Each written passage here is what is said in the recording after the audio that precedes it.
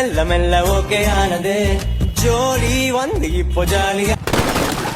அடியே குந்தாணி, ரோட்ட பார்த்து ஓட்ட மாட்டியா நீ?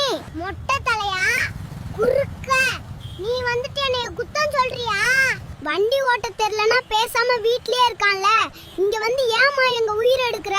உனக்கு தாண்டா வண்டி ஓட்ட தெரியல, இரு இப்பவே போலீஸ் கிட்ட கம்ப்ளைண்ட் பண்றேன். அட சும்மாருமா, இந்த போலீஸ்காரனுங்க பொண்ணுங்களே தப்பு பண்ணாலும் பசங்களை தான் ஜெயில புடிச்சு போடுவானுங்க. அதெல்லாம் எனக்கு தெரியாது.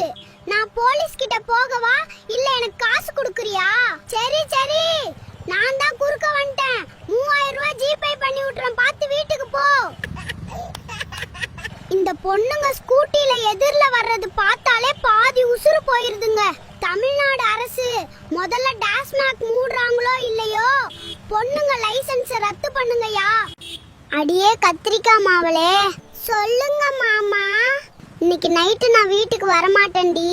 கார்ல எவனோ ஸ்டியரிங், ஆக்சிலரேட்டர், பிரேக் பெடல் எல்லாத்தையும் திருடிட்டு போயிட்டான். டே கருவா பையலே, பால் ஓவரா குடிச்சிருக்கியா? லைட்டா தான்மா பால் குடிச்சேன். எதுக்குமா கேக்குற?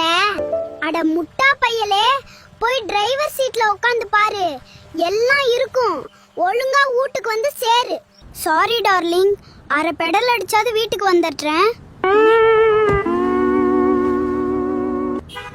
மனைவியை நேசித்தால் 50% நெஞ்சுவலி குறையும் போட்டிருக்காங்க. ட்ரை பண்ணி பாப்போம். அடியே சாத்துக்குடி மாவளே, சொல்லுடா கருவா பையலே, வீட்ல என்னடி பண்ணிட்டு இருக்க? நான் ஒன்னும் உன்ன மாதிரி ஊர் மேல துணி துவைச்சிட்டு இருக்கேன். நீ என்ன அதிசயமா கால் பண்ணிருக்க? இந்நேரம் நீ கவர்மெண்ட் பால் கடையில படுத்து கிடப்பியே. அது ஒண்ணும் இல்லடி பொண்டாட்டி, நியூஸ் பேப்பர்ல மனைவியை நேசித்தா 50% நெஞ்சுவலி குறையும் போட்டிருந்தாங்க.